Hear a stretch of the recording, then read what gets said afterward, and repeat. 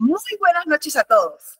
La Asociación Internacional de Investigación Dental, División Venezuela y ADR-DB les da la más cordial bienvenida a este webinar titulado Cirugía mucogingival y restauradora, claves para el manejo de las recesiones gingivales. Agradecemos su tiempo e interés en este espacio académico y científico, cuyo propósito es actualizar y fortalecer nuestras competencias en conocimientos para unificar criterios clínicos basados en evidencia científica. La IADR División Venezuela es una comunidad dedicada a la base de la investigación odontológica en Venezuela y la región, promoviendo la colaboración entre investigadores, docentes y profesionales clínicos para el crecimiento del conocimiento y la excelencia en nuestra disciplina. Durante este encuentro, exploraremos los fundamentos y técnicas esenciales en cirugía mucogingival y restauradora para un manejo eficaz en las recesiones gingivales. Les invitamos a participar activamente. Pueden escribir sus preguntas en el chat y al finalizar la exposición del moderador recopilará para su sesión de preguntas y respuestas. Nuestro equipo de colaboradores estará al tanto de sus intervenciones y tomará dudas que ustedes escriban por el chat para que las responda nuestro ponente al final de la presentación. En esta oportunidad es un honor presentarles al doctor Rodolfo Gutiérrez, quien nos va a acompañar con su ponencia. A continuación, permítame presentarles su trayectoria. Él es odontólogo egresado de la Universidad de los Andes, especialista en periodoncia de la Universidad Central de Venezuela, profesor agregado en la Cátedra de Periodoncia de la Universidad de los Andes. Es miembro activo de la Sociedad Venezolana de Periodontología. También es miembro de la Federación Iberoamericana de Periodoncia, miembro de la Comisión de Investigación. Lo convierte básicamente en un referente indiscutible para guiarnos en este tema. En este momento le cedemos el espacio entonces al doctor Rodolfo Gutiérrez para que comparta sus conocimientos a través de esta maravillosa ponencia que nos ha preparado. Doctor Gutiérrez, la audiencia es toda suya.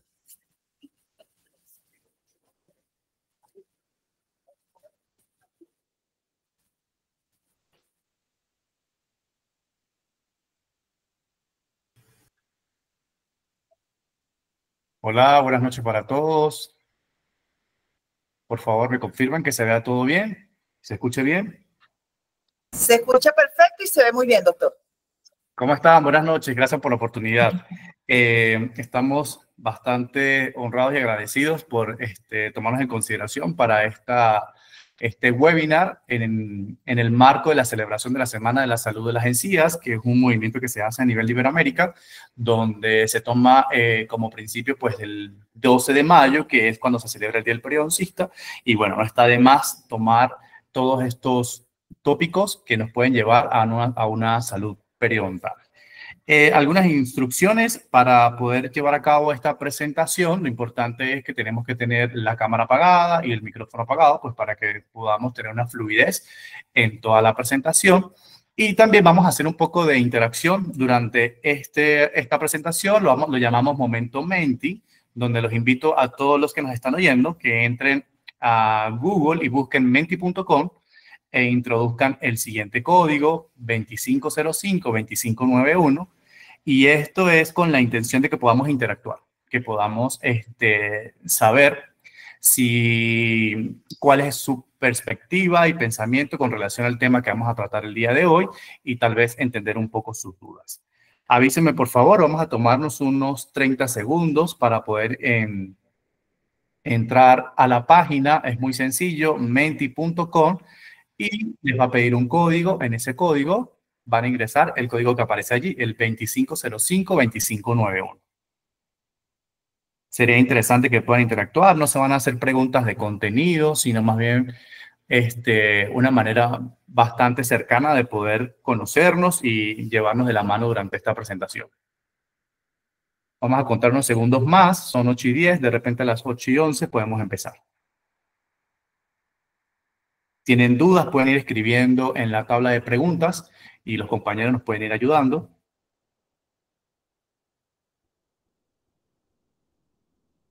Bien.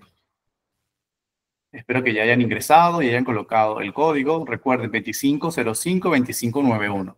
De repente pueden salir un momento de la presentación de Google Meet y entran a la página de menti.com, va a ser algo así repetitivo como 4 veces que lo tienen que hacer. ¿Correcto? Ok, entonces, antes de comenzar, vamos a iniciar, permítanme. Me gustaría que todos en la aplicación menti.com me respondan de qué parte del mundo te conectas, de qué parte nos están observando, escuchando, de qué parte se tomaron ese tiempo para nosotros poder saber. Chévere, estamos recibiendo que son de Caracas, de Mérida, Venezuela, de Valencia, que bonito la gente de Valencia, de Puerto Ordaz, Distrito Capital, de Margarita, qué bueno, otra gente de Puerto Ordaz, San Cristóbal, Naguanagua.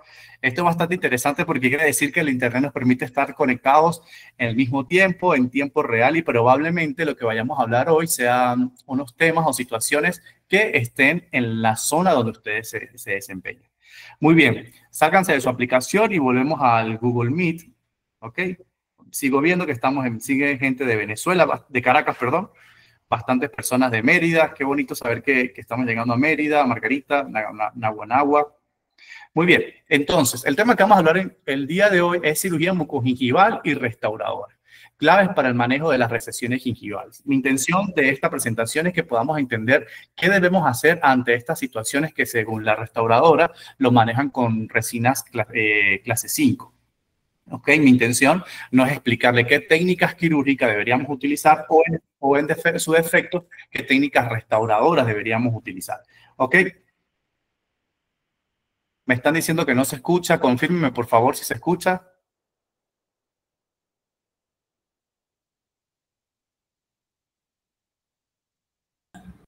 Sí se escucha, doctor. Ok, perfecto. Se escucha perfecto, doctor. Si puede repetir el código, algunos lo están preguntando. Ok, el código, ya lo vamos a volver a repetir, es 2505-2591. 2505-2591. Muy bien, entonces como les estaba comentando, la intención de esta breve participación no es explicar si técnicas quirúrgicas ni tampoco técnicas restauradoras, sino qué deberíamos considerar para orientar nuestro tratamiento a una técnica quirúrgica o a una técnica restauradora. Muy bien. Para contextualizar entonces el problema en cuestión, sabemos que las recesiones gingivales son definidas como alteración de la arquitectura gingival por migración apical de la encía con pérdida de inserción clínica definida en algunos artículos. Bastante importante, también han sido definidas como deformidades mucogingivales. Estas son unas condiciones de un establecimiento lento, progresivo y destructivo que puede traer consigo la pérdida de bastante tejido blando, que es considerado también como una pérdida de inserción clínica. Bien, hablamos de deformidades mucogingivales porque Cortellini en el 2018, en el consenso de la Academia Americana de Periodontología y de la Federación Europea de Periodoncia del 2017, ubican entonces a las recesiones gingivales como condiciones mucogingivales alrededor en la dentición natural. Entonces lo ubican dentro de las deformidades mucogingivales, tomando en consideración si estas recesiones son a nivel vestibular o en las superficies linguales, toman en consideración la altura de la papila interproximal, las severidades de la recesión, basándose en la clasificación de Cairo, el grosor gingival. Y también la presencia o no de lesiones cervicales de origen diferente a caries o la presencia de enfermedad de caries o lesiones de caries. Muy bien. Dicho esto, entonces, sabemos que para poder entender el comportamiento de las entidades a nivel de salud, es importante analizar lo que sería la epidemiología, porque esto nos permitiría a nosotros orientar el tratamiento o entender el comportamiento de la misma. Sabemos que la prevalencia de las recesiones gingivales van desde un 80% a un 94.3% y puede ser tanto localizada como generalizada. Localizada cuando se puede ubicar en un solo diente como una recesión única, o generalizada cuando abarca ciertos grupos de dientes presentando las mismas características. Según la literatura, la prevalencia en la edad sería de 18 a 30 años. Sin embargo, hay estudios donde presentan a los pacientes adultos más de 60 años con recesiones gingivales que presentan características de cronicidad por el tiempo que tienen establecido. Nuevamente, pues es una entidad que es más prevalente en el género femenino y es más prevalente a nivel de las caras vestibulares de los dientes, tanto superior como inferior de los maxilares, y parece que presenta mayor prevalencia a nivel de los dientes premolares. ¿Ok? Bien, esto se podría entender por qué los dientes premolares. Como sabemos, la anatomía o la biología periodontal nos habla que el ancho de la encía queratinizada es más alto a nivel de los incisivos, que va de 3.5 en maxilar y de 4.5 milímetros en inferior, y va disminuyendo a través que pasa por los premolares y se eleva un poquito a nivel de los molares. A nivel de los premolares va de 1.9 a 1.8 milímetros. Esto explicaría por qué podría ser más prevalente los dientes premolares a la presencia de recesiones gingivales si están sujetos a condiciones especiales que más adelante vamos a hablar. Bien, contextualizando un poquito en Venezuela para ver si podemos formar parte de las estadísticas de esta prevalencia de recesiones gingivales, hicimos una investigación en el año 2021, donde estudiamos la prevalencia de recesiones gingivales en pacientes atendidos en la clínica de periodoncia de la Universidad de los Andes en Mérida, Venezuela. Esto en el periodo comprendido desde el 2009 hasta el 2018. Se contaba con 1.620 pacientes, de los cuales 1.213 presentaban recesiones gingivales, representando el 74.9%. La mayor prevalencia del grupo etario era el que iba desde el 21 años hasta 30 años, con el 33.22%, ¿ok? Y nuevamente, pues el género femenino presentaba un valor más alto de 682 de frecuencia, representado por un 56.2, en contraste con el masculino, que era de 531. Muy bien. Actualmente, ¿qué estamos haciendo? En el 2025 estamos realizando una investigación en la Fundación Hospital Ortopédico Infantil con los pasantes de la Universidad Central de Venezuela, y queremos evaluar pues la prevalencia de recesiones gingivales de este grupo de pacientes que atendemos en la unidad odontológica del servicio. Llevamos unos resultados preliminares. Nada más contamos con 471 pacientes que fueron miembros de esta población, de pacientes que asistieron el mes de marzo y abril del año 2025, en edades comprendidas entre 18 y 60 años. Pudimos obtener hasta ahora que el segundo premolar inferior izquierdo es el diente que presenta mayor prevalencia de recesión gingival en este grupo de investigación. El grupo más alto que presenta prevalencia de recesiones es de 45 a 59 años, representado por un 32.75% del total de la muestra. Aplicando pues la clasificación de Cairo, sabemos que RT1, RT2 y RT3, podemos encontrar que la RT1 era la que presenta mayor prevalencia, 257 dientes diagnosticados con recesión gingival, representados pues por un 76.64%. Y evidentemente el género femenino es el más prevalente, con un 65.61% de esta muestra que llevamos hasta ahora. Entre las causas o la etiología con mayor porcentaje tenemos la malposición dentaria en un 46.55%, y con un mínimo de 1.7% pues el trauma por oclusión. Como saben, pues estos son resultados preliminares que esperamos que la muestra aumente con el tiempo de que podamos recoger más datos. Muy bien, para continuar, volvamos entonces al menti.com, ¿ok? Nos tomamos unos segundos para regresar a la aplicación y vamos entonces a responder esta pregunta. ¿Te has preguntado cuál es la prevalencia de las recesiones gingivales en la zona donde estudias o trabajas? Déjenmelo saber. Ok, estamos obteniendo ya pues algunas respuestas. Parece que la mayoría dice que sí. Es interesante cuando encontramos o hacemos contraste con respuestas como no. Esto es bastante importante porque esa inquietud todavía no lo ha evaluado este tipo de personas, tal vez porque somos estudiantes o porque todavía dentro de su población no encuentran muy evidente estas entidades. Podemos evaluar que de las personas que nos están respondiendo, la mayoría contesta que sí, y esto es bastante importante porque les está creando una inquietud el saber el comportamiento de sus pacientes que llegan a consulta, ya sean sus consultas privadas o los pacientes que recibimos en las clínicas como estudiantes. Muy bien. ¿Cuál es la etiología de las recesiones gingivales? La literatura pues la puede resumir como una etiología multifactorial cuando son muchos valores lo que tenemos enmarcados en como causas de este fenómeno. Tenemos factores indirectos que pueden ser predisponentes o factores directos que pueden ser factores desencadenantes. Cuando hablamos de los factores indirectos, importante es evaluar el fenotipo periodontal. Está descrito en la literatura que pacientes que presentan fenotipos periodontales delgados son pacientes más propensos a desarrollar recesiones gingivales cuando están sometidos a condiciones, por ejemplo, como malposiciones dentarias o cuando se relacionan a la anatomía dentaria, estos dientes que no están en una posición correcta dentro del alveolo y por ende pueden relacionarse con su morfología, dientes que presentan raíces radiculares bastante prominentes que pueden estar propensos pues, a desarrollar esta recesión gingival.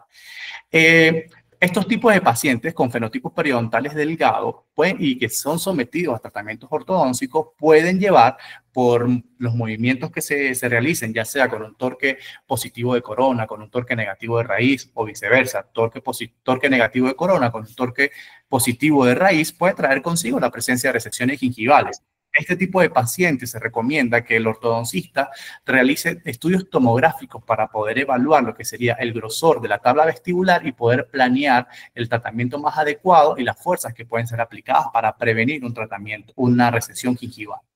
La presencia de frenillos aberrantes, pues la literatura siempre ha dicho que pueden ser considerados una causa de recesiones gingivales. Sin embargo, está una nueva tendencia que si la presencia de un frenillo gingival, si está consigo un proceso inflamatorio propio confinado a la encía con la que él está en relación directa, se puede iniciar una recesión gingival. Pero si el tejido o el frenillo está ubicado en una zona donde donde no existen valores o características de inflamación, es probable que no ocurra una recesión gingival. Y las aparatologías removibles, dependiendo de la posición donde se coloquen los conectores menores, recordemos que deben ir por arriba del ecuador, pero en caso de que haya un error en la planificación del tratamiento, si esto se coloca por abajo del ecuador, puede llevar consigo a la presencia de una recesión gingival. Y hablamos de paratologías removibles, ya sean estos retenedores que colocamos después de la ortodoncia o incluso las prótesis parciales removibles. Muy bien. Con relación a los factores directos o desencadenantes, sabemos que la enfermedad periodontal per se, como se caracteriza por una pérdida de inserción clínica, puede traer consigo el desarrollo de recesiones gingivales, porque tenemos pérdida de tejido blando y consigo pues pérdida de tejido óseo. El cepillado traumático. En la literatura pues esto está representado por la fuerza con la que el paciente se puede cepillar, con el tipo de pasta probablemente que está utilizando para realizar la técnica y también el tipo de cepillo con el que lo realiza. Está descrito en la literatura que los pacientes que son diestros, por ejemplo, tienen un cepillado efectivo en el lado opuesto, que sería el lado izquierdo, pero es más propenso a desarrollar recesiones gingivales y asociarse a una deficiencia en la técnica del cepillado en el lado derecho. Esto podría ser una de las características que condicione el cepillado traumático. La presencia de cuerpos extraños, pues muy descrito en la literatura, la presencia de piercings en la lengua que están en contacto directo con zonas donde se encuentran tejidos blandos, puede traer consigo pues la presencia de ¿qué? El desarrollo de una recesión gingival. Y pues nuevamente la rehabilitación protésica. Esto puede iniciar lo que les comenté anteriormente, la presencia o la ubicación de sus conectores menores, el desarrollo de una recesión gingival. Bien. Hablemos un poco de un espacio que es bastante interesante y que es el punto de partida para el tratamiento periodontal y para el tratamiento restaurador. Y es la inserción supracrestal de los tejidos, que ha sido denominado como un espacio biológico. Y sabemos que él está estructurado por varios elementos, ¿ok? Donde está el surco marginal, la encía marginal, una porción que corresponde a la encía adherida, la unión mucogingival, que hace la interfase entre la encía adherida y la mucosa alveolar. Sabemos que hay un espacio correspondiente a la unión dentogingival, que corresponde a entre 3 milímetros aproximadamente. Y esto corresponde a 1 milímetro aproximado para la profundidad del surco, 1 milímetro para el epitelio de unión o de la adherencia epitelial y 1 milímetro para la inserción del tejido conectivo. Ok, debemos tener presente y recordar estos elementos anatómicos porque esto es lo que garantiza el éxito tanto de un tratamiento restaurador como de un tratamiento quirúrgico a través de cirugía periodontal. ¿Qué pasa? Sabemos que en el epitelio de unión es donde ocurre la unión dentogingival y esta unión dentogingival se realiza a través de un enfoque histológico por desmosomas y hemidesmosomas. Los desmosomas es lo que permite la unión entre células y células y en los hemidesmosomas permite la unión de de las células epiteliales con la matriz extracelular. Esto es bastante importante porque son estos elementos los que permiten la unión del tejido blando a la superficie del cemento, o sea, a una superficie orgánica. Esto explicaría por qué utilizar tratamientos restauradores en zona donde debería existir tejido blando no es compatible con salud periodontal. Esta es la razón por la cual se deben respetar los espacios correspondientes pues, a esta definición de inserción supracrestal de los tejidos o el espacio biológico. Traigo este ejemplo realizado por la doctora Mercedes Marval en el posgrado, durante su estancia en el posgrado de periodoncia de la Universidad Central. Si bien este caso no se correlaciona directamente con una recesión gingival, estamos en presencia, si notan en el corte tomográfico, un corte sagital, podemos observar que hay unas características propias de una resorción externa con un tratamiento de conducto deficiente y vemos la deficiencia o la ausencia de tabla vestibular. ¿Ok? Esto es un paciente que fue sometido en un mismo tiempo, a un tratamiento endodóntico, a una apicectomía, a una remoción de todo el tejido que estaba lesionado por la resorción radicular externa, se colocó composite para poder restaurarlo y continuamente se hizo regeneración tisular guiada más injertos óseos. ¿Ok? Esto es con la intención de recuperar el espacio perdido o el tejido óseo perdido. Fíjense que podemos observar aquí. ¿Dónde ocurrió la regeneración tisular guiada? La regeneración tisular solo ocurrió, si podemos compararlo con la radiografía, con el corte tomográfico que tenemos en el lado izquierdo, solo ocurrió en la porción radicular, en la porción orgánica del diente. Y la porción que fue reconstruida con el composite no ocurrió. Esto respondería a lo que estoy hablando anteriormente de que las regeneraciones tisulares, ya sean de tejido blando o tejido óseo, por ejemplo, solo ocurre en presencia de tejido orgánico. No va a ocurrir en presencia de biomateriales, de materiales como con resinas o composite que utilizamos para las restauraciones. ¿Ok? Esto quiero que se lo lleven y es bastante importante. Muy bien, pero entendamos entonces cómo es la anatomía de la recesión gingival. Evidentemente tenemos un punto de referencia que es el límite cemento-esmalte.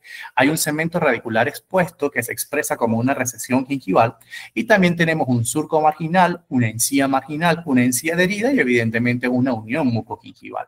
Pero la noticia es que las dimensiones cambian. No estamos en un espacio biológico presente en un estado de un periodonto de inserción intacto, un periodonto de protección intacto, sino ya nos encontramos en un periodonto reducido. Es decir, que también sus dimensiones se reducen y por lo tanto el mecanismo de defensa propio que representa el periodonto de protección está disminuido. Es un tejido que puede estar propenso a desarrollar inflamación. ¿Por qué? Porque hay tejido expuesto dentario, se puede asociar a hipersensibilidad dentinaria, lo que traería consigo el inicio o la progresión de enfermedades periodontales como la gingivitis o incluso el desarrollo de una lesión o enfermedad de caries. Muy bien, ¿cómo hacemos para categorizar las recesiones gingivales? Porque esto es bastante importante. Debemos tener elementos o clasificaciones que nos permiten orientar o definir a través de números qué ocurre y cuál es el comportamiento de este tipo de entidades como las recesiones gingivales. Encontramos la clasificación de Roger Smith, publicada en el año 1997, donde tomaba en consideración la altura, las distancias horizontales, tanto mesial y distal, y la altura vertical. El punto de referencia, la unión cemento-esmalte, la línea mucogingival y obviamente si existía una recesión gingival, tanto en vestibular, palatino o lingual. Con valores horizontales se evaluaba desde el 0 al 5, donde el 1 no había percepción subjetiva de hipersensibilidad dentinaria, después en el 2 una exposición de 10% de la unión cemento-esmalte, 3 de 25%, la cuarta de 50% y bueno, ya la quinta pues de 75 a 100% de la línea cemento-esmalte. Con relación vertical, pues se evaluaba la distancia que había desde el borde de la encía marginal hasta límite cemento-esmalte, donde 0, pues no había evidencia clínica, 1, una percepción subjetiva que se podía asociar a hipersensibilidad dentinaria, de 2 a 8, pues milímetros de pérdida de inserción clínica y mayor a 8, pues teníamos mayor de pérdida de inserción clínica. Muy bien. Esto es un ejemplo del índice de Smith. Vean cómo un mismo paciente puede tener un comportamiento de tres tipos de recesiones gingivales, donde la B representa, por ejemplo, que la recesión gingival la ubicamos a nivel vestibular. El asterisco se asocia a que si hay presencia o no del límite cemento-esmalte, si es detectable. El número 8, por ejemplo, la primera recesión que ubicamos en el lado izquierdo de su pantalla, se correlaciona con la distancia mesio-distal, y el 3 se relaciona con la distancia vertical. ¿Ok? De igual forma, en el comportamiento de la fotografía del medio o del premolar, del primer premolar que ubicamos en la fotografía derecha. Ahora bien, en el año 85, Miller desarrolla una clasificación para las recesiones gingivales. Tomaba en consideración la encía marginal, las papilas interdentales, su altura, y la tomaba como punto de referencia pues la línea mucogingival. Esta clasificación evaluaba la pérdida de inserción clínica o el nivel de destrucción que podía tener el tejido blando. ¿Ok? Básicamente lo categorizaba en Miller 1, Miller 2, Miller 3 y Miller 4, donde la Miller 1 era una recesión gingival estrecha o angosta que no sobrepasaba la línea mucogingival y que no había pérdida de la altura de las papilas interdentarias. Tenemos entonces la Miller 2, donde esta es una recesión angosta o ancha que podía llegar hasta la línea mucogingival, pero no había una altura considerable de las papilas interdentarias. Evidentemente, una Miller 3, donde teníamos pérdida de la altura de las papilas interdentarias, pero que no llevaba a la línea mucogingival. Y una Miller 4, si tenemos pérdida de las papilas interdentarias, pero esta sí llega a la línea mucogingival o la sobrepasa. ¿Ok? Bien, pero podemos encontrar la clasificación de Cairo, que fue expuesta o propuesta en el 2011, y el objetivo de esta clasificación era poder evaluar el poder de recubrimiento radicular a través de técnicas quirúrgicas de estas recesiones gingivales. Poder detectar el nivel de pérdida de inserción clínica y los resultados que podría dar o la predictibilidad de esta recesión a través de un tratamiento quirúrgico. Tomaba en consideración lo que era la encía marginal, las papilas interdentales y pues la profundidad de las recesiones gingivales. Por favor, me confirma si me están escuchando, si me están viendo bien. Sí, doctor, perfecto. Se escucha muy bien y se ve muy bien. Ok, entonces, bueno, esto nos llevaba a tomar, ellos establecen tres niveles, que sería la RT1 de Cairo, donde ellos pueden evidenciar que no hay pérdida de inserción clínica interproximal y que la pérdida en vestibular no sobrepasa la pérdida interproximal, ¿ok? De tejido blando. Tenemos una RT2 de Cairo, donde tenemos pérdida de papilas interproximales de la altura, pero que no sobrepasan la pérdida por vestibular, ¿ok? De la recesión gingival. Y una RT3 de Cairo, donde podemos ubicar que existe la altura o la pérdida de la encía de las papilas interproximales es mayor a la pérdida del tejido blando a nivel vestibular. Para que entendamos entonces una analogía entre Cairo y Miller, podemos decir que una RT1 de Miller se correlaciona o presenta características similares a Miller 1 y Miller 2, y una RT2 de Cairo es similar a una Miller 3 y una RT4 de Cairo es similar a una RT3 a una Miller 4. Lo importante de todo esto es que la Miller 1 y Miller 2 son las recesiones gingivales, o la RT1 son las recesiones gingivales que tienen un mayor porcentaje de cobertura radicular a través de técnicas quirúrgicas. ¿Ok? Es unas recesiones que son mucho más predecibles en comparación con RT3 de Cairo o con RT2 de Cairo. Muy bien. En la literatura, como ya vimos anteriormente, las recesiones gingivales se pueden asociar a otro tipo de condiciones, como serían las lesiones cervicales de origen diferente a caries, que son lesiones adquiridas que pueden cursar con pérdida de los tejidos duros dentarios a nivel cervical, que son de origen desconocido y libre de caries. ¿Ok? Esta es una condición que se puede estar asociada a varios factores que más adelante lo pueden ver y que también pueden ser considerados como una entidad con una prevalencia bastante alta, como lo podemos tener aquí, que va desde un 5 a 85% a nivel mundial la presencia de estas lesiones. ¿Ok? Son también localizadas o generalizadas, y esto es que se puede asociar a un solo diente y nuevamente se puede asociar a un grupo de dientes o inclusive a toda la boca.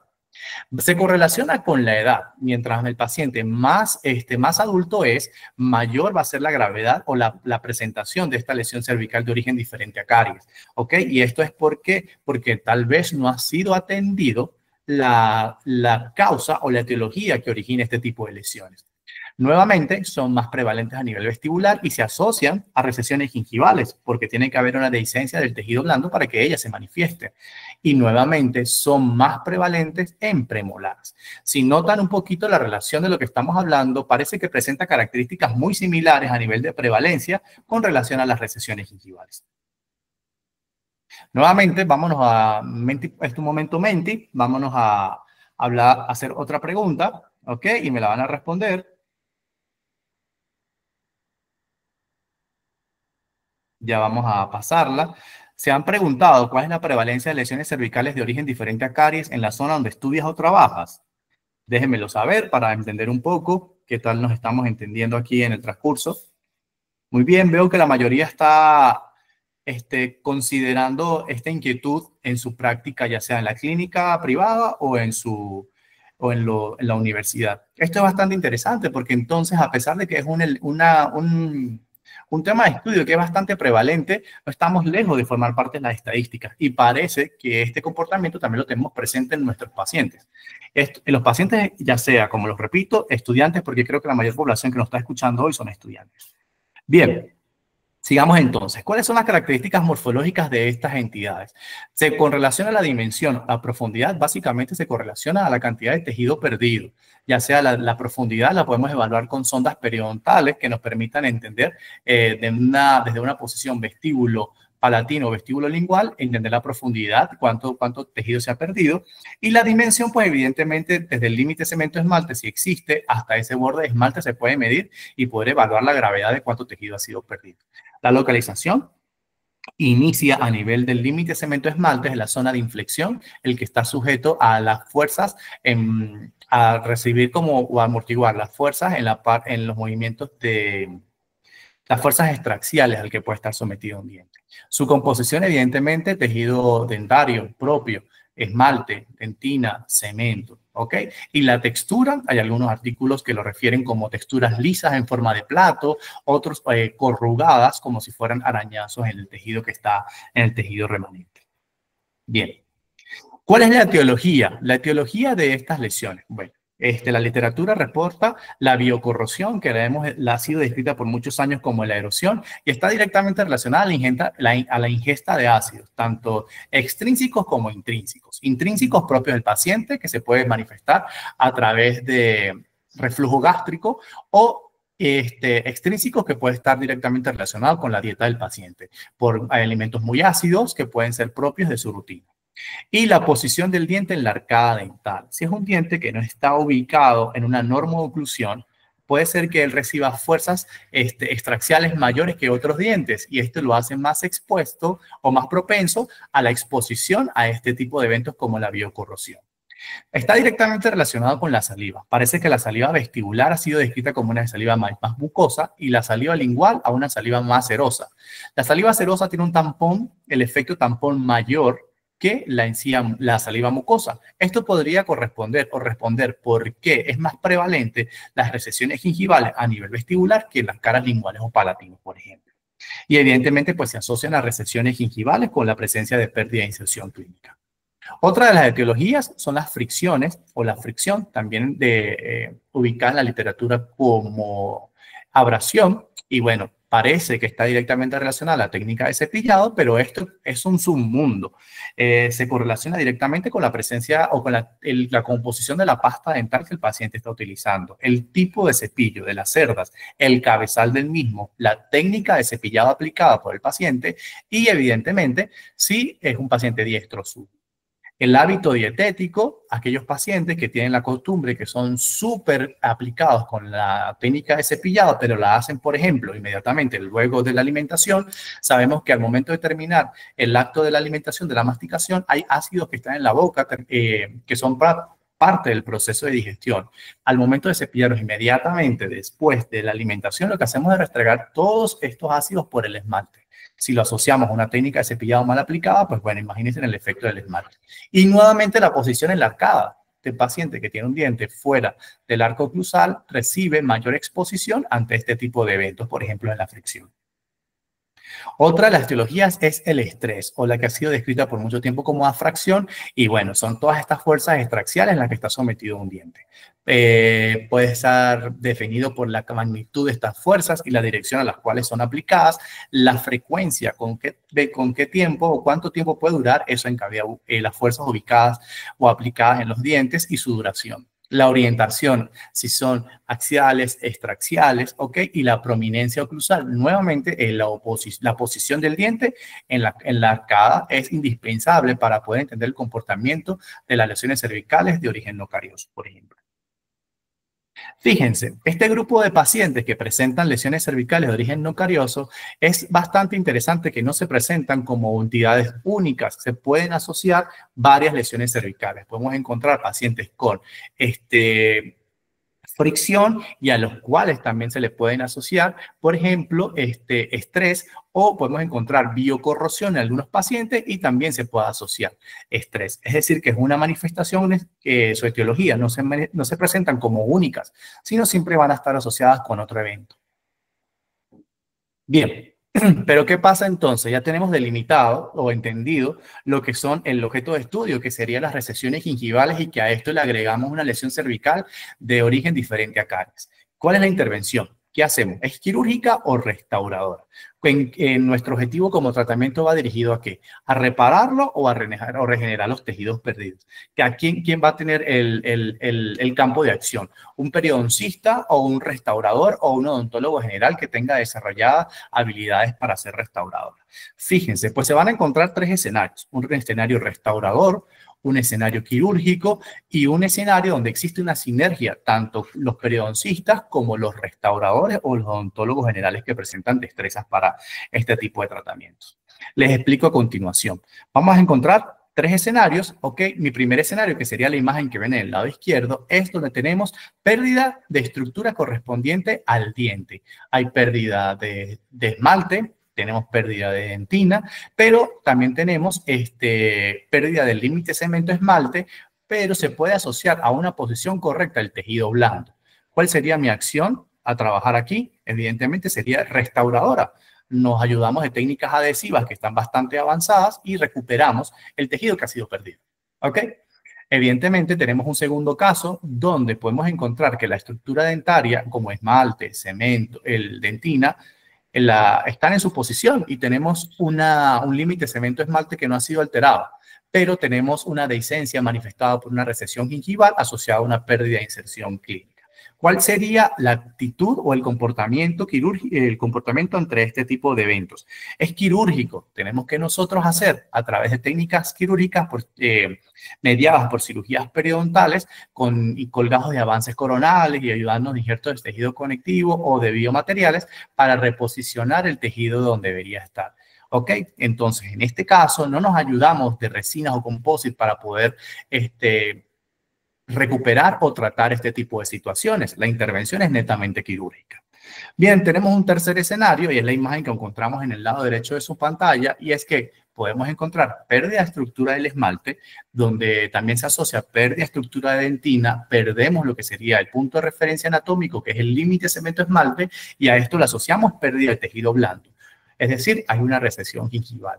Bueno, señores, este es un tratamiento en conjunto. Le pedimos a nuestros restauradores o odontólogos generales que reconstituyan lo que sería la pérdida de estos tejidos duros perdidos. Redundante lo que dije, la pérdida de los tejidos duros. Volvemos a recuperar lo que sería dentina, esmalte, volvemos a diseñar un nuevo límite cemento-esmalte para que nosotros a través de técnicas quirúrgicas podemos hacer desplazados coronales del tejido, ayudándonos biomaterial o de injertos de tejido conectivo y recuperar esta encía o tejido blando que se perdió por una condición previamente tratado la causa. ¿Ok? Aquí viene una parte interesante. Cuando nos encontramos en casos como afracciones o estrés, donde hay efectos de cuña, ¿ok? Es interesante cómo se debe restaurar esto. Y esto va a ser un poco controversial y de repente va a ser punto de discusión. El restaurador o el odontólogo general tiene que diseñarnos nuevamente lo que sería el punto de referencia, el límite de cemento esmalte. Nos tenemos que tener un soporte y una línea guía para que nuestro tejido blando se posicione y tenga punto de referencia. Pero cuando encontramos estas afracciones que son bastante profundas, la literatura dice que mientras sean mayores de 1.5 milímetros de profundidad deben ser restaurados antes de colocar un tejido blando, porque el tejido blando no se va a posicionar en ese ángulo crítico que podemos observar allí. Entonces, ¿qué hacemos? Hay una tendencia que por muchos años se estaba utilizando lo que sería el ionómero de vidrio por sus características y comportamiento, que eran bastante ideales, que fomentaba la remineralización. Ok, hay una tendencia donde se puede utilizar lo que serían silicatos de calcio, como el biodentín, por ejemplo, que es un bioactivo que se caracteriza por el sellado dentinario y nos puede apoyar para poder restaurar esta zona crítica que está representada por la zona azul que tenemos allí.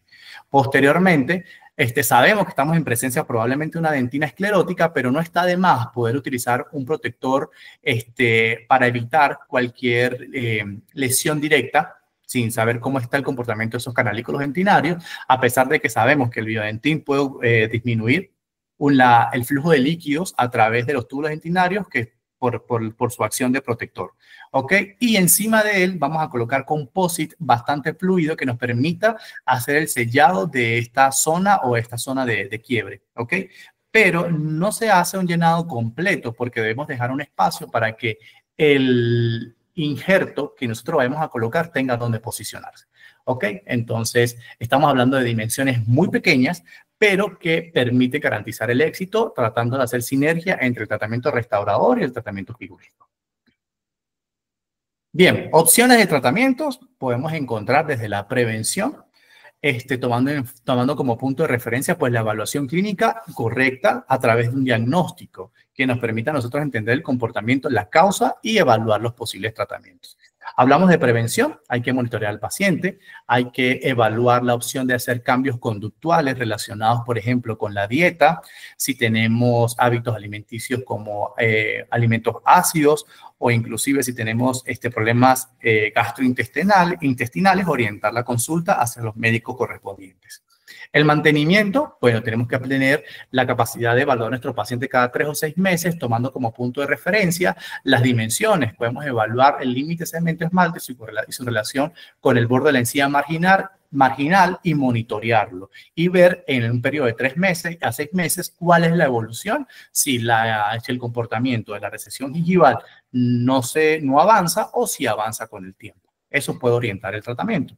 Y nada, pues aquellos pacientes que presentan hipersensibilidad, que por lo general es la primera causa que lleva al paciente a consulta para tratarse la recesión gingival, eso es importante evaluarlo porque existen terapias de sensibilización de los canalículos dentinarios, pero que tal vez no se logra por completo el 100% y tenemos que buscar la ayuda de otros tratamientos.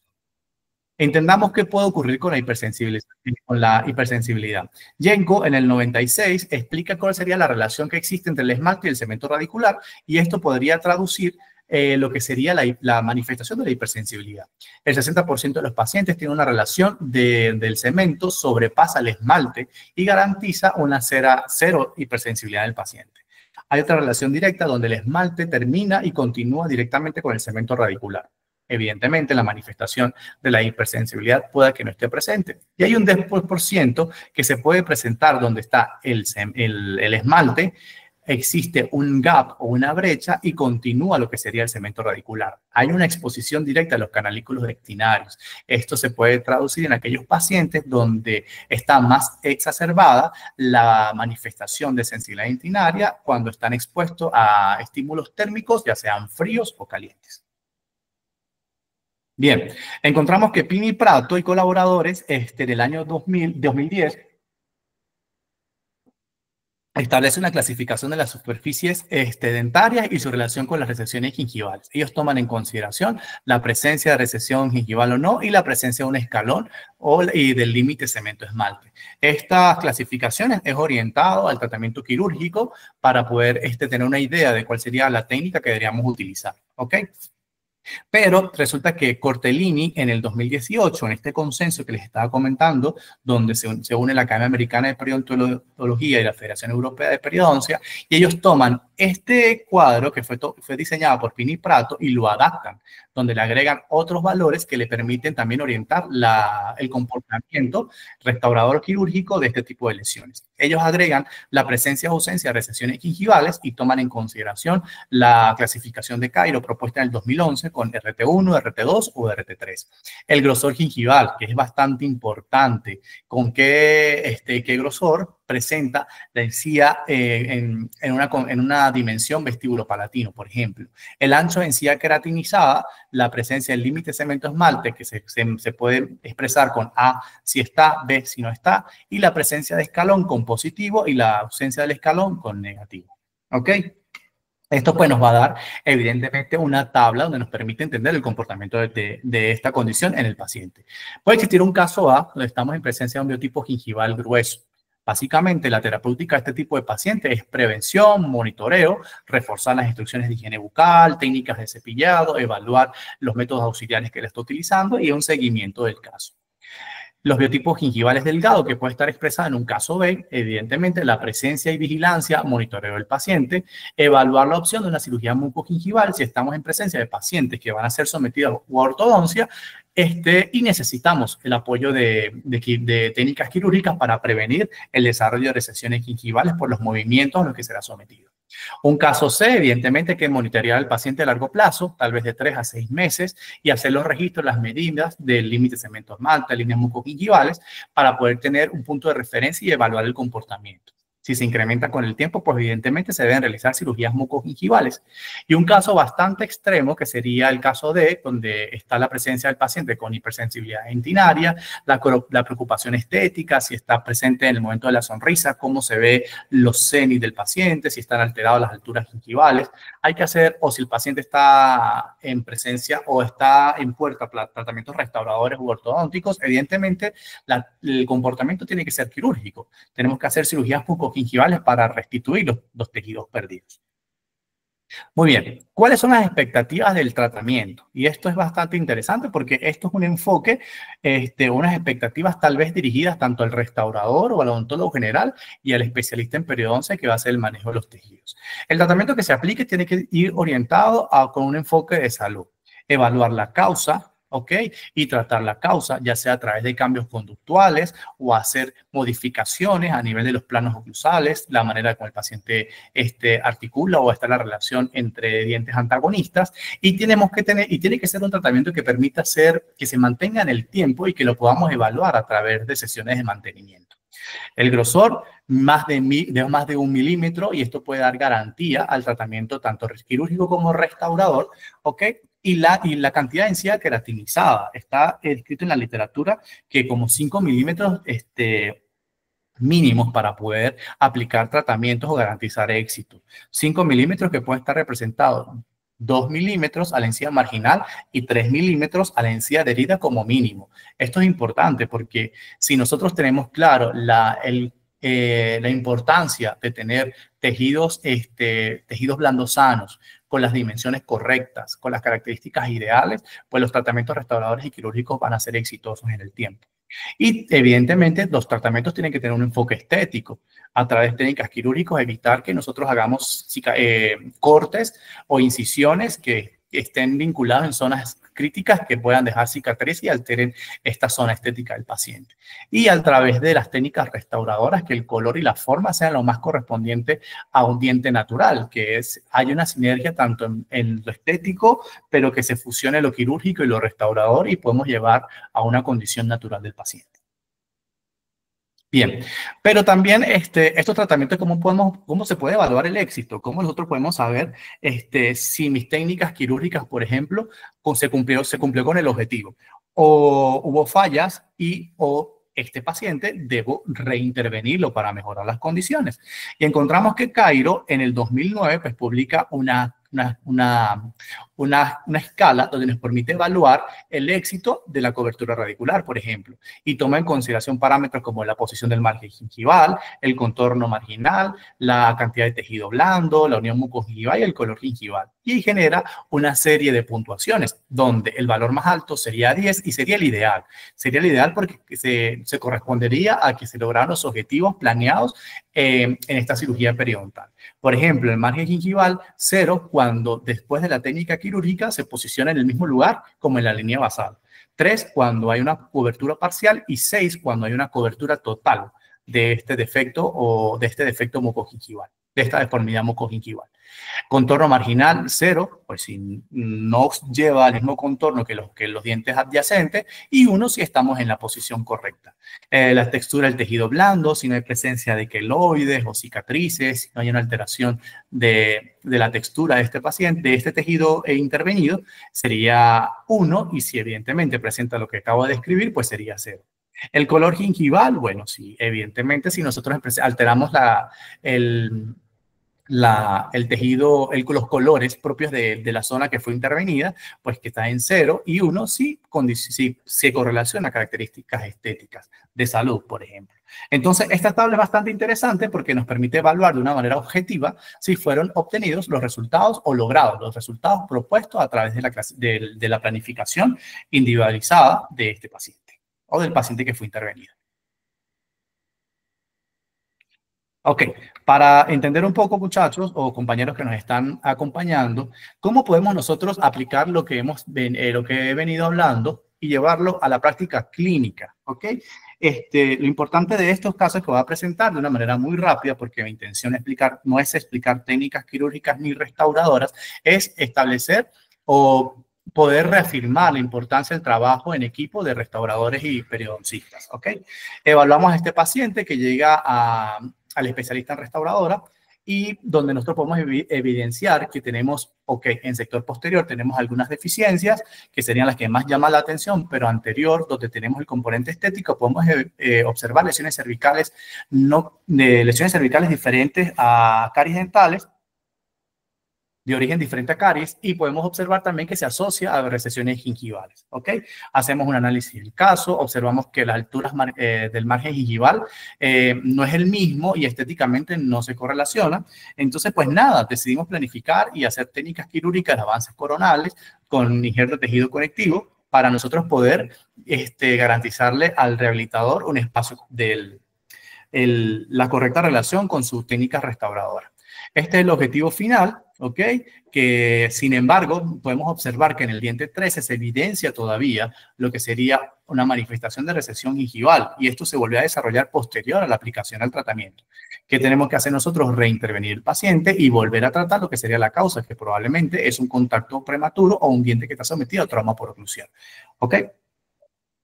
Otro casito que les quiero traer, fue un caso que desarrollamos en el posgrado de periodoncia en su oportunidad, y bueno, pues la causa principal que llama al paciente a la atención a que sea evaluado por nosotros, pues esa fractura que tenemos allí en anterior. Pero para nosotros eso no es tanto lo que nos llama la atención. Podemos ver lesiones cervicales de origen diferente a caries, asociadas a recesiones gingivales. Podemos observar en el diente 13, donde tenemos pérdida de altura de alteración de la arquitectura gingival por migración apical, que se asocia también a una lesión de abrasión. Y en el diente 23 se puede relacionar, por ejemplo, con una lesión cervical de origen diferente a caries, de etiología, estrés. Y se asocia también pues, a una recesión gingival. Bien, ¿qué hacemos nosotros? También evaluamos los sectores posteriores y vemos que el comportamiento es muy similar, tanto el cuadrante 1 como el cuadrante 2, 3 y 4, de diferentes dimensiones, pero se manifiesta muy parecido. Evaluamos lo que sería la altura lo debería estar el límite cemento-esmalte y se habla con restauradora y se entra a un consenso de hasta dónde pueden llegar ustedes, hasta dónde podemos llegar nosotros.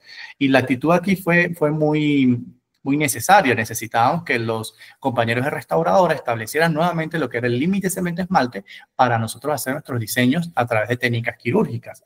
¿Ok? Y este es el resultado. Nosotros pudimos desplazar a través de avances coronales, de técnicas quirúrgicas de avances coronal, ayudándonos de injertos de tejido conectivo para reposicionar nuevamente el tejido blando. Pero no lo hubiésemos logrado si la restauradora no nos dice hasta dónde tenemos que llegar. ¿Ok? Fíjense, por lo menos en el sector posterior, el cuadrante 1 y cuadrante 2, donde hicimos técnicas quirúrgicas, obtuvimos resultados bastante buenos, satisfactorios, logramos los objetivos. ¿Ok? Consideraciones finales. ¿Qué podemos nosotros rescatar de todo lo que hemos venido hablando en lo que va de estos casi 60 minutos? Bueno, nada, que tenemos que hacer un correcto diagnóstico. Es importantísimo el correcto diagnóstico para entender el comportamiento de la entidad donde nosotros queremos trabajar. Si estamos en presencia de recesiones gingivales y que además se asocian a lesiones cervicales de origen carioso, sabemos que los tratamientos tienen que ser multidisciplinarios con un enfoque estético y que principalmente tienen que ser funcionales, donde recuperemos la salud de los tejidos perdidos. ¿Ok? Vamos otra vez a lo que sería al momento Menti y vamos a hacer una última pregunta para entender si logramos llegar a donde ustedes con toda esta información que hemos colocado. ¿Te llama la atención determinar la prevalencia de las recesiones gingivales y de las lesiones cervicales de origen no cariosa en la zona donde estudias o trabajas? Fíjense, ¿qué estamos obteniendo aquí? La mayoría de los participantes en este webinar me están hablando que me parece interesante. Y para nosotros también nos parece interesante porque si tenemos los pacientes que pueden representar una muestra para establecer un estudio, no está de más que empecemos a incursionar en este ámbito de la investigación y que apoyemos a estadísticas nacionales, que podamos formar parte de estadísticas internacionales. Nosotros, como miembros de la IADR, nuestro objetivo es incentivar la investigación, pero investigación con propósito, fundamentada en la ética. Y no está de más que este tipo de actividades pueda crear en ustedes como participantes esa iniciativa, esa llama, esa curiosidad de poder aportar a la ciencia a través de investigación, pero hecha de manera correcta. Así que muchísimas gracias desde el punto más alto de Venezuela. ¿Ok? Les agradezco por tomarse este tiempo, por participar, apoyarnos. ¿Ok? Este es el Pico Bolívar, que podemos llegar a través del teleférico más largo del mundo. Bien. Muchísimas gracias por escucharnos, por participar, por estar ahí presentes. Para cualquier pregunta o apoyo en lo que puedo estar abierto a ayudarlos, ese es mi correo, ¿ok? Mi red social, si me quieren apoyar también.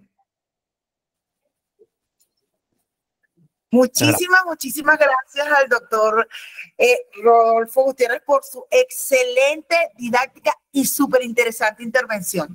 De verdad, doctor, muchísimas gracias. Muy interesante. Bueno, abrimos ahorita el foro de preguntas y respuestas para quienes tengan alguna duda. Es el momento. Bueno, de verdad los comentarios, doctor, se desbordan alabándole y agradeciéndole de verdad su maravillosa y magistral intervención. Vamos a ver si hay alguna pregunta que alguien haya querido dejar. Aquí vamos a ver rapidito, doctor. ¿Quién? Ajá. A ver, unas preguntas con Menti, de interacciones. Ajá. Aquí preguntan, ¿el éxito de todo tratamiento radica principalmente en erradicar la causa más que el procedimiento clínico para mejorar el defecto? Bien, fíjense, eso es importante en cualquier condición a nivel de salud. Tenemos que evaluar la causa, determinarla y tratarla, porque probablemente podemos hacer técnicas restauradoras súper exitosas o técnicas quirúrgicas bastante predecibles, pero que va a tener una recidiva en el tiempo si nosotros no tratamos la causa. Evidentemente es importante atacar la causa para poder aplicar el tratamiento y garantizar el éxito del mismo, además, que se mantenga en el tiempo. Otra pregunta que dicen aquí, ese cuadro que mostró Emily, creo que es importante que detalle cuál cuadro. Sí, mostré varios. Se utiliza rellenándolo con los milímetros de grosor gingival, encía queratinizada, etcétera. Sí, eso es como una quiniela. Te permite hacer como una evaluación objetiva de tu caso. Entonces vas tomando los puntos que pide en consideración, que si el grosor, el ancho de encía queratinizada, la presencia de un escalón, la presencia del límite cemento esmalte o no. Y ustedes al final lo va a llevar a poder entender el resultado con la tabla que explica después. Este artículo es bastante interesante. De hecho, a través de la IADR podemos hacérselo llegar para que entiendan cómo se puede analizar el cuadro, de hecho.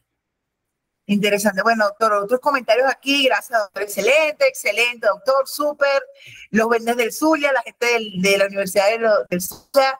Gracias, excelente presentación. Gracias a usted. Excelente tema. De verdad, mire, amén, lo aman por aquí.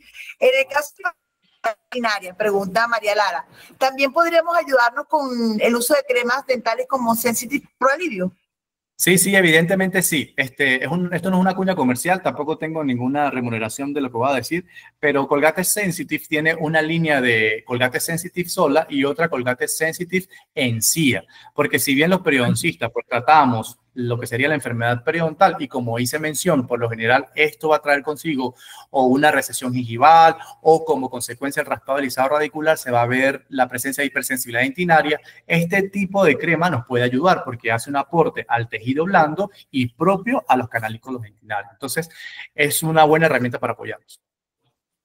Interesante. Aquí preguntan también, ¿qué opina de las resinas gingivales que se están ofreciendo en el mercado para cubrir las recesiones gingivales?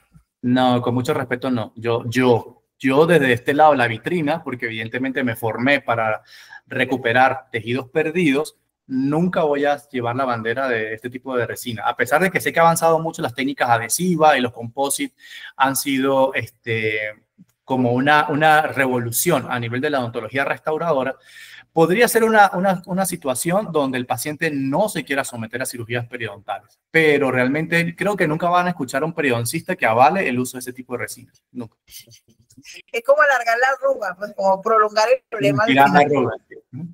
Tirar la arruga. Aquí pregunta Gabriela que si podría explicar de nuevo la relación de cepillado de las personas recesiones. No la escuché otra vez, doctora. Ella dice, Gabriela pregunta, ¿podría explicar de nuevo la relación del cepillado con las personas zurdas y las recesiones? Ah, ok, ya. Hay una tendencia, y ustedes mismos se pueden evaluar como pacientes, que el paciente que es diestro, por lo general, aplica de manera correcta la técnica de cepillado en el lado opuesto, ¿ok? Eso ha sido descrito también en la literatura. Entonces, evidentemente, se aplica mayor fuerza y una técnica deficiente en el lado de la mano, debe ser por la posición directa con la angulación que hacemos de la técnica de cepillado. Eso podría corresponder tal vez a la presencia de prevalencia de recesiones gingivales en este lado, en pacientes que son diestros, por ejemplo. Ok, doctor, esta pregunta la voy a hacer yo. En el caso del cepillado, los cepillos eléctricos, las personas que sufren este tipo de lesiones, ¿es recomendable, no es recomendable? ¿Qué tipo de cepillo deberían utilizar? Ya, fíjense, los cepillos eléctricos en su principio fueron diseñados para aquellos pacientes que tenían deficiencias motoras o motrices, ¿ok? Pero bueno, ahora pues con el auge de la tecnología y del avance, son herramientas que tenemos al alcance. Cualquier persona que no tenga condición o que la tenga, indiferentemente. Lo importante de esto solamente es que la técnica de cepillado con los cepillos eléctricos la aplicación del cepillo eléctrico también tiene que estar sujeto a una técnica de cepillado. No es solamente posicionarlo y dejarlo, sino que también tenemos que hacer el arrastre del mismo para poder garantizar el barrido de lo que está allí.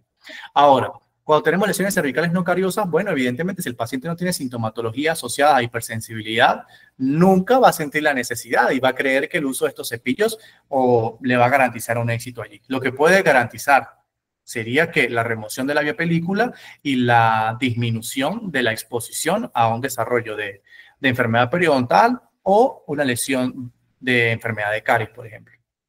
Okay. Podría minimizar el riesgo, pero no elimina causa.